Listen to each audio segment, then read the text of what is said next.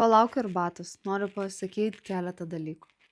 Tai pirmiausia, atėjau į tą suvokimą, kad pilnai pati suvokiau, jog savo gyvenime išsimanifestavau absoliučiai viską, ką norėjau. Ir atsidūriau tokioje situacijoje, kur kažkada labai svajojau apie tai.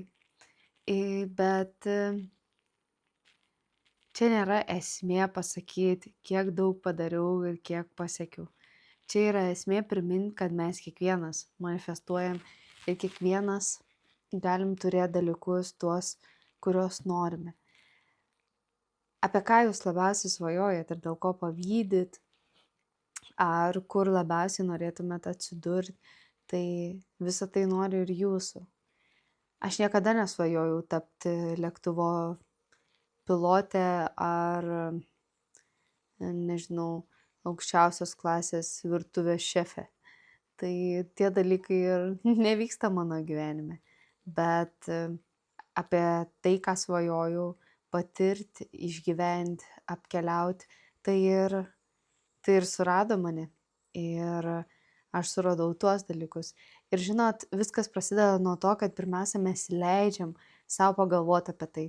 Aš dažnai pagalvoju, kodėl vieni žmonės tiek daug keliauja, o kiti net neturi tam sąlygų. Bet aš tada taip susimąsčiau, ar tie žmonės leidžia savo iš viso pasvajoti apie keliones ir realiai jau išgyventi tą kelionių nuotaiką, vaibą, lėktuvo laukimą ir visą kitą. Tai manifestuojam visi visada ir tai darom nesąmoningai, taip kuriam savo realybę, bet yra ir kitas būdas sąmoningai visą tai sukurti. Ir kartais tai nėra taip paprasta, sulaukiu vyro arbatos, tai kartais tai ne visada būna paprasta dėl to, nes dėl mūsų didelių siekių ir svajonių mes turime pakeisti tam tikrus dalykus. Ar žiūrėsim iš manifestacijos pusės, ar tiesiog iš tikslų siekimo pusės, jeigu mes susikuriam vaizdinį ten, kur norim atsidurti, greičiausiai kažką gyvenime reikės pakeisti vien dėl to, kad atsidurtumėm toje vietoje. Ir dažnai žmonės sako, kad manifestacijos neįvyko ar kažkas nepasikeitė. Bet klausimas yra, ar padarėm visus veiksmus, kad tai įvyktų. Ar tikrai tiek atvėrėm savy, kad susilygiuotumėm su tais dalykais. Aš ne vieną kartą įsitikinau, kad visos manifestacijos tai yra vibracijos ir kuriais dalykais mes vibruojam, ten ir atsirandam. Man labai patinka pavyzdys, kad jeigu dabar sustotum ir apsidairytum, tai aplinka, kurioje tu esi, tai yra tavo vidinis manifestavimo procesas.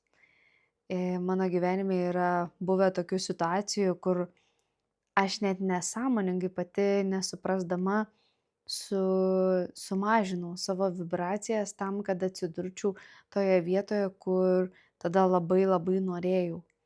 Bet ir net žinojau, kad turiu atsidurti toje vietoje, bet man tuo momentu reikėjo nepakelti savo vibracijas, ne atsisakyti tam tikrų žalingų dalykų, o kaip tik visą tai tarsi įdėti į savo rutiną tam, kad galėčiau atsidurti toje vietoje, kur labai labai svajoju. Ir aš apie tai supratau tik tai praėjus kažkokiam laikui. Paskui ta priežastis, kodėl ten turėjau atsidurti, buvo labai aiški, bet iš pradžių tai prireikė tokių dalykų. Tai žinokit, kad kiekvienas dalykas, apie kurį svajojam, jis kartais pareikalauja atsisakyti apie tai, ko niekada negalėjom pagalvoti, kad reikės atsisakyti, išdrįsti ir surasti drąsos, kartais žengti tam tikrus žingsnius arba atsiminti savo giliausias vidinės svajones ir tiesiog pradėti judėti jų link. Kartais link geresnio gyvenimo ir mūsų svajonių prireikia ne tik forsavimo, bet greičiausiai ir tiesiog atsipalaidavimo. O atsipalaiduoti žmonėms irgi būna labai sunku. Tai visos manifestacijos, kurias aš turėjau savo gyvenime ir jos tikrai kartais stebuklingai atsirasdavo. Jos buvo iš labai stipraus jausmo ir žinojimo, kad tai aš turiu padaryti ir tai padarysiu, nesvarbu, bet kokia kaina. Tiesiog labai turėjau stiprų žinojimą, kad aš ten einu ir viskas. Ir neturėjau jokių apskritai minčių apsisukti ir eiti atgal.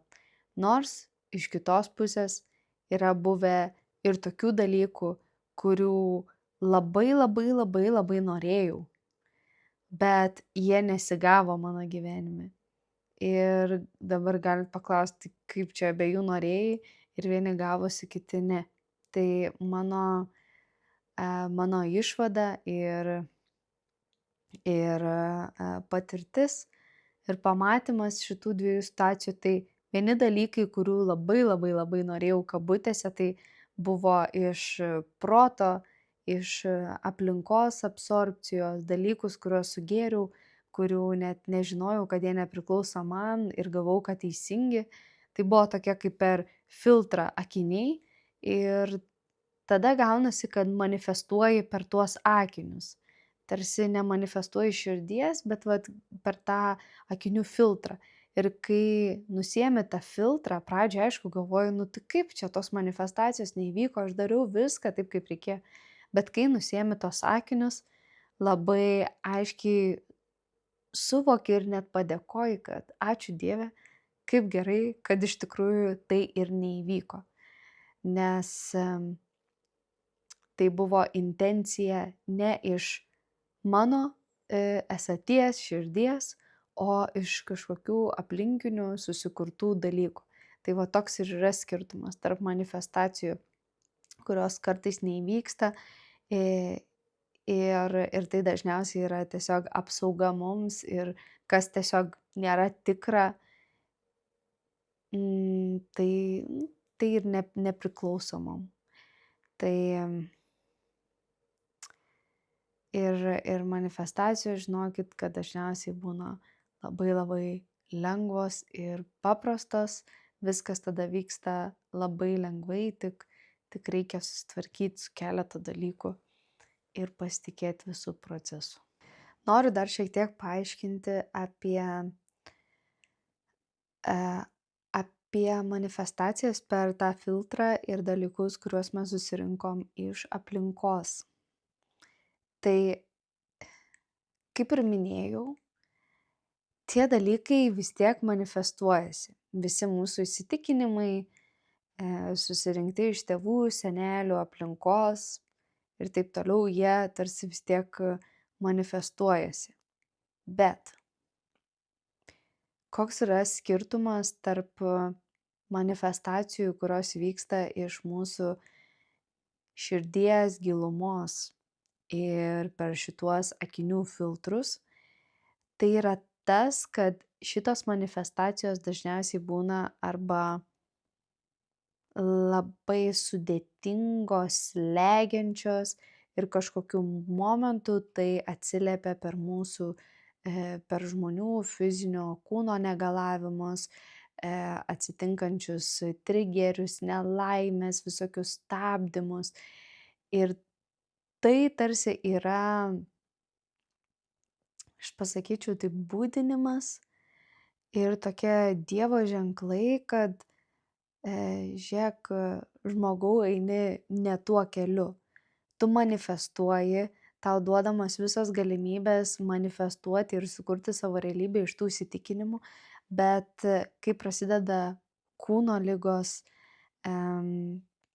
kaip ir minėjau, visokie nutikimai, tai dažniausiai jau yra kaip tokie šauktukai ir raudonos vėliavos, kad kažką darai ne taip. Kai manifestacijos vyksta iš širdies, žinokit, įvyksta tokie stebuklai, kur niekada negalėjai tikėtis. atrodo atsiranda pinigų kiekiai tokių, kokių reikėjo, sutinki žmones tokius, kokius reikėjo, atsiranda sąlygos gyventi, pasilikti. Galėsiu papasakoti apie savo manifestacijas ir tiesiog įvykusius dalykus ir tada viskas įvyksta taip lengvai. Atrodo, visas kūnas pradeda žydėti, siela žydi, labai labai daug laimės, meilės, aplinkai, pasauliui. Ir tai yra pats geriausias indikatorius, kad atsidūrė tokioj vietoj, kurioj ir turėjot būt, kai pasiekėt šitą būseną ir tą laimės ekstazę. O visos kitos manifestacijos, kurios yra vykdomos iš gilių įsitikinimų, susirinktų iš aplinkos, jos įvyksta, bet jos labai ilgai negyvuoja. Vien dėl to, nes pasaulis tiesiog pradeda budinti, žadinti ir tarsi priminti ir paklausti, ar tu tikrai taip nori gyventi, ar tu tikrai užmiršai, kad gali būti ir dar kitaip. Ir iš tikrųjų tavo kaip atskiro vieneto ir atskiro žmogaus svajonės visai yra kitos, negu tu gyveni dabar. Tai tiek apie manifestacijas. Svajokit giliai ir kuo labiau nueisite į širdį, tuo daugiau laimės tos manifestacijos atneš. Nors kartais ir pareikalaus darbo ir